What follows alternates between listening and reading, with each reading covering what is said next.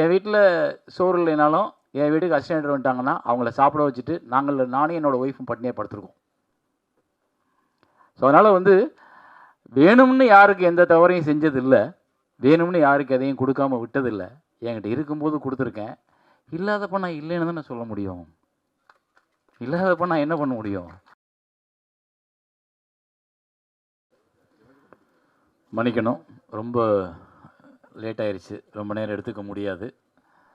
So இது autograph 21 வருஷம் கழித்து அந்த படம் ரிலீஸ் ஆகுதுன்றத டாப்பிக்கை கடந்து சேரனை பற்றிய பாராட்டுரையாகவும் சேரனை பற்றிய விமர்சன மேடையாகவும் இது மாறிவிட்டது.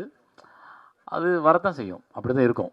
நம்ம இத்தனை வருஷம் கடந்ததில் எல்லா மனிதர்களையும் பார்த்துருக்கோம், எல்லா நல்லவர்களையும் பார்த்துருக்கோம், எல்லா தீய காரணங்களையும் பார்த்துருக்கோம், எல்லா பிரச்சனைகளையும் பார்த்துருக்கோம், எல்லாத்தையும் கடந்து வந்திருக்கோம்.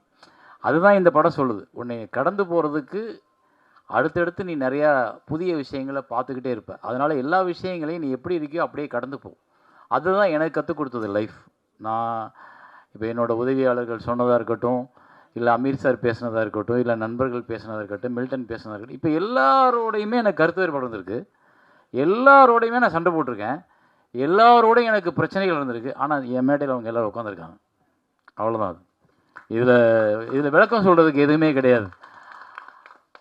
நான் எப்படி பார்க்குறேன்னா, அது அவங்களால உணர முடியாது. நான் ஏன்னா அவங்களோட ரொம்ப வேறு மாதிரி வாழ்ந்துட்டேன் என்னோடய வாழ்க்கை. தெரியல, என் வீட்டில் சோறு இல்லைனாலும் என் வீட்டுக்கு அசிஸ்டன்ட் வந்துட்டாங்கன்னா அவங்கள சாப்பிட வச்சுட்டு நானும் என்னோடய ஒய்ஃபும் பட்டினியாக படுத்துருக்கோம். ஸோ அதனால் வந்து வேணும்னு யாருக்கு எந்த தவறையும் செஞ்சதில்லை, வேணும்னு யாருக்கு எதையும் கொடுக்காம விட்டதில்லை. என்கிட்ட இருக்கும்போது கொடுத்துருக்கேன். இல்லாதப்போ நான் இல்லைன்னு தான் நான் சொல்ல முடியும். இல்லாதப்போ நான் என்ன பண்ண முடியும்? ஆனால் இந்த சுதந்திரத்தை நான் அவங்களுக்கு கொடுத்துருக்கேன். இத்தனை வருஷம் பத்திரிகை நண்பர்கள்லேருந்து, ஊடக நண்பர்கள்லேருந்து, இயக்குநர்கள்லேருந்து, நடிகர்கள்லேருந்து எவ்வளவோ மேடைகள் பார்த்துருப்பீங்க. எந்த மேடையாவது ஒரு இயக்குனரை விமர்சனம் பண்ண உதவி இயக்குநர்களை பார்த்ததுண்டா? கிடையாது. ஆனால் நான் இப்போவும் அதை கொடுத்துருக்கேன். இன்னமும் நான் அவங்களோட பேசுவேன், இன்னமும் கூட கட்டி தழுவி போவேன். ஏன்னா அப்பனுக்கு தெரியும் பிள்ளைங்களோட குணம் என்னன்னு. அவ்வளோதான். எங்கள் அப்பா என்னை எப்படி வளர்த்தவரோ அது மாதிரி நான் அவங்கள வளர்த்துருக்கேன். அவங்களுக்கு எல்லா உரிமையும் இருக்குது. புரிதல் தாமதமாக தான் வரும். இயக்குனர் ஆகும்போதும், இயக்குனர் ஆனதுக்கு அப்புறமும், பிள்ளை குட்டிகள் பெற்று போட்டதுக்கு அப்புறமும். இப்போ பாண்டியன் சொன்னார்ல, என் அசிஸ்டண்ட்டு நான் டைரக்டர் ஆகும்போது தான் அது புரிஞ்சிச்சுன்னு. அதனால் உமாபதிக்கோ ராமகிருஷ்ணனுக்கும் இன்னது கொஞ்சம் லேட்டாக கூட புரியலாம்.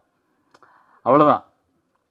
ஸோ வந்து இருந்த உங்களோட அன்பு எனக்கு மகத்தானது. ஏன்னா அன்னையிலேருந்து இப்போ வரைக்கும் என்னுடைய படங்களாக பார்த்துக்கிட்டு இருக்கீங்க. என்னை மனுஷனாக பார்க்குறது இல்லை.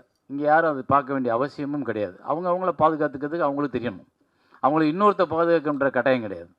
நான் இங்கே இருக்க யாரையுமே பாதுகாத்துட முடியாது. நான் என்னை தான் பாதுகாத்துக்க முடியும். ஸோ நீங்கள் இந்த திரைப்படம் 21 வருஷங்களுக்கு அப்புறம் இந்த ஜென்ரேஷனுக்கு போய் சேர்றதுக்காக என்ன பண்ணியிருக்கோம்? இந்த படத்தில் என்ன இருக்குது? இந்த படம் அவங்களுக்கு என்ன சொல்லும்? நான் அப்படி தான் படம் எடுப்பேன். படம் எடுக்கும் பொழுது வியாபார நோக்கம் மட்டும் எடுத்திருந்தால் நான் என்றைக்கோ காணாமல் போயிருந்திருப்பேன். பெரிய வெற்றியை கொடுத்துருப்பேன். 5 படம் பெரிய ஹீரோவோட ஒர்க் பண்ணியிருப்பேன். அப்புறம் காணாமல் போயிருப்பேன். ஆனால் இன்னமும் என்னுடைய படம் எங்கேயோ ஒரு இடத்துல, என்னோடய சமூகத்தில், என்னோடய பக்கத்தில் யாரையோ ஒருத்தனை இந்த படம் கையை பிடிச்சி கூட்டி போய் ஒரு கரையை சேர்த்து விட்டுருச்சுன்னா அது என்னோடய வெற்றி. அப்படி தான் நான் ஒவ்வொரு படத்தையும் உருவாக்கியிருக்கேன். இந்த படம் கூட அதுதான். நீ எந்த தோல்வியாக இருந்தாலும் கடக்கலாம். காதல்ன்றது நான் எடுத்துக்கிட்ட ஒரு ஆயுதம். இந்த படம் எந்த தோல்வியாக இருந்தாலும் கடக்கும் மனநிலை ஒவ்வொரு மனிதனுக்கும் இருக்குது. நீ எங்கேயுமே சோர்ந்து போயிடாத அப்படின்னு சொல்கிறது தான் அது. அதுதான் எனக்கே பாடமாக போச்சு. ஒவ்வொரு பூக்களுமே பாட்டால் நான் நிறைய வாட்டி பாடியிருக்கேன். ஸ்னேகா நிறைய வாட்டி பாடியிருக்கோம். அமீர் நிறைய வாட்டி பாடிப்பார். ஸ்னேகா நிறைய வாட்டி பாடிப்பார். அவங்களுக்கு அது போகும். தோல்வி எல்லா மனிதனுக்கும் இருக்கும். அதை தாண்டி ஜெயிக்கும் போது இல்லை நமக்கு ஒரு சந்தோஷம், நமக்கு ஒரு அகம்பாவம், நமக்கு ஒரு திமிரும், நமக்கு ஒரு அப்படி எல்லாரையும் இப்படி பார்க்குற தன்மை இருக்குல்ல, அதுதான் நம்மளோட உழைப்புக்கு நம்ம கிடைக்கிற அங்கீகாரம். அதை இந்த படம் பார்க்கும்போது ஒவ்வொருத்தருக்கும் கொடுக்கும். அதை தாண்டி நான் இந்த படத்தை இப்போ ரிலீஸ் பண்ணுறதுனால ஒன்றும் சாதிச்சிட போகிறதில்ல. இது எதுக்கு? திரும்ப பார்க்குறவங்களுக்கு இன்னும் ஏன்னா இன்றைக்கி ஜென்ரேஷன் எப்படி இருக்குன்னு நமக்கு தெரியும். அந்த ஜென்ரேஷன் எங்கேயோ ஒரு இடத்துல இதை படத்தை பார்த்துச்சுன்னா அவங்களுக்கு வேறு ஒரு யோசனை தோணும். அவ்வளோதான். நம்ம விதைச்சிக்க மட்டும்தான் முடியும். நீங்கள் அதை உருவாக்கி அறுவடை பண்ணி பழத்தை கொண்டு போய் வீட்டில் சாப்பிட்டு கொட்டை போட முடியாது. நீங்கள் விதைக்க மட்டும்தான் முடியும். மழை பெய்யணும், மக்கள் பாதுகாக்கணும், அப்போ தான் அவங்க மாறுவாங்க. ஸோ அதனால் அது ஆட்டோகிராஃபோட ரிலீஸோட தாற்பயம் இப்போ திருப்பி 21 இயர்ஸ் லேட்டர் பண்ணுறதுக்கு காரணம் அது அதற்கு தகுதியானதாக நான் நினைக்கிறேன். அவ்வளோதான். அதே மாதிரி இந்த படத்தில் வேலையை பார்த்த அத்தனை பேரும் இன்றைக்கி எனக்காக வந்திருக்கீங்க, எனக்காக உட்காந்துருக்கீங்க, நீங்கள் எல்லாத்தையும் ஷேர் பண்ணியிருக்கீங்க. இதை தாண்டி நான் ஏன் இவங்களெல்லாம் கூப்பிடணும், ஏன் இவங்களெல்லாம் திரும்ப திரும்ப ஒர்க் பண்ணணும், ஏன் நான் ஒருத்தரோட சண்டை போட்டோம். அடுத்த வாட்டி விஜய் மில்டன் சொன்னார், விஜய் மில்டனோட முதல் படத்தில் நாங்கள் 2 பேரும் அவரோட கவிதை புத்தகத்தில் சந்தித்தேன். அப்புறம் அவரோட நான் பேசினேன், அப்புறம் அவரோட படம் பண்ணேன், அப்புறம் அவரோட பிரச்சனை வந்துச்சு, அப்புறம் அவரோட படம் கொடுத்தேன் அவருக்கு. அவர் ஒரு படம் டைரக்ட் பண்ணார், அப்புறம் அவர் கூப்பிட்ட படத்தில் போய் நான் நடித்தேன். என்னன்னா, மனிதனை மனிதனாக பார், அவனை அவனாகவே பார், அவனுக்கிட்ட இருக்க தப்பை திருத்த நீ நினைக்காத, அவனை அப்படியே ரசி, நீ அழகானவன். ரைட்?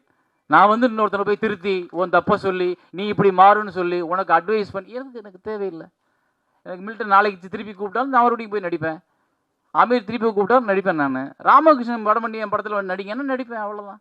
அப்படி தான் நான் இந்த உலகத்தை அழகானதாக பார்க்க கற்றுக்கொண்டேன்.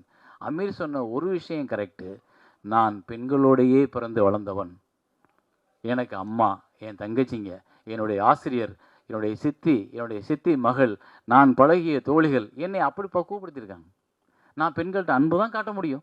அது உங்கள் கண்ணுக்கு அன்பாக தெரியலன்னா அது ஏன் பிரச்சனை இல்லை. ரைட்? நான் காண்பிப்பது என்னோட அன்பு, அது என்ன என்று உணரப்போவது பக்கத்தில் இருக்கிற அந்த பெண்ணே ஒழிய எதிரில் இருக்கிற ஒருத்தனும் கடந்து போகிற ஒருத்தனை எப்படி உணர முடியும்? அதைத்தான் ஸ்னேகா அழகாக சொன்னாங்க. இன்னைக்கு வரைக்கும் அந்த நட்பை நான் தொடர முடியுது. காரணம்னா அந்த கண்ணியம். எந்த இடத்துல நான் அவங்கள தோழியாக பார்த்தேன், எந்த இடத்துல அவங்க எனக்கு இந்த பெண்ணோட மனம் ரொம்ப அற்புதமானது. இது எந்த விஷயத்துக்காக கண்ணீரை ஒரு இருட்டுக்குள்ளே உட்காந்து கண்ணீர் வெளியே வருது அப்படின்னா அழகானது. அப்படி தான் நான் அவங்கள பார்க்கணும்.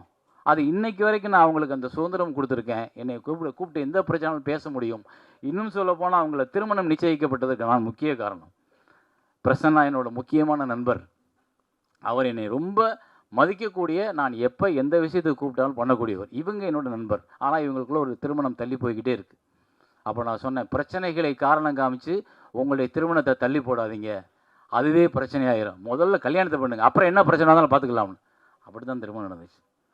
ஸோ நான் என்னை சுற்றி இருக்கவங்க நல்லது நினைக்கிறேன், அது நல்லதாக தெரியலைன்னா அது ஏன் பிரச்சனை இல்லை, அது அவங்க பிரச்சனை. ரைட்?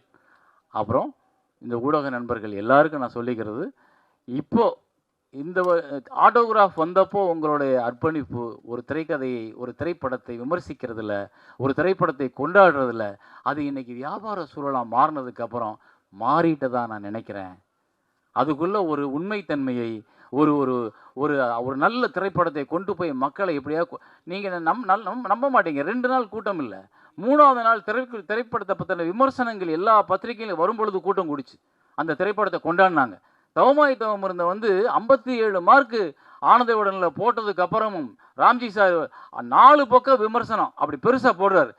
அதாவது அந்த சினிமாவை கொண்டாடின காலம் ஒவ்வொரு இயக்குனரையும் நல்ல படத்தை உருவாக்குறதுக்கு. ஏன் அமீருக்கு அவருக்கு தெரியாது, ஆனால் அவருக்கு என் மேல் கோபம் வந்திருக்கும், ஒரு பொறாமை வந்திருக்கும். இவரை மாதிரி நம்ம ஒரு டைரக்டர் ஆகணும், அவர் தான் பருத்தி வந்ததுக்கான காரணமாக வந்திருக்கும். ஏன்னா உங்களை எங்கேயோ ஒரு சாதிச்ச இயக்குனர் உங்களை தூண்டுறான்ல, அந்த சாதிச்ச இயக்குனரை அடையாளம் காமிச்சது முதல்ல பத்திரிகைகளும் நண்பர்களும். அன்னைக்கெல்லாம் 15 நாள் ஆகும் ஒரு விமர்சனம் வர்றதுக்கு. அந்த 15 நாளில் மவுத் டாக்கில் போகும். ஆனால் அந்த விமர்சனம் வந்ததுக்கப்புறம் அப்படி பற்றிக்கிறோம். முதல் மரியாதையில் ஒரு வாரத்தில் ஒன்றுமில்லை என்ன படம் 175 days அடித்து கொண்டாடப்பட்டது காரணம் பத்திரிகைகள் முதல்ல நடுநிலையான, நல்ல தர்மமான, நேர்மையான சிந்தனைகளோட முதல்ல விமர்சனங்களும் எல்லா இதுக்கு இருந்தது. நான் பார்வையாளர்களை எங்கேயும் ஏமாற்ற நினைக்கல. பார்த்த படம் தானே, போட்டால் ஓடிடும், காசு வாங்கிக்கலாம், ஒரு 10 லட்ச ரூபா வந்தால் லாபம் அப்படின்னு நினச்சிடல. நான் ஒரு 50 லட்சத்தை செலவழித்து உங்களுக்கு நான் அதை எந்த விதத்துலையும் தொழிலில் ஏமாத்துறவனாக இருக்காமல் உண்மையானவனாக கொடுக்கறதுக்கு ஒரு படத்தை ட்ரை பண்ணியிருக்கேன். ஸோ அதை நீங்கள் பார்க்கணும், மக்கள்கிட்ட கொண்டு போய் சேர்க்கணும். நன்றி எல்லாருக்கும்.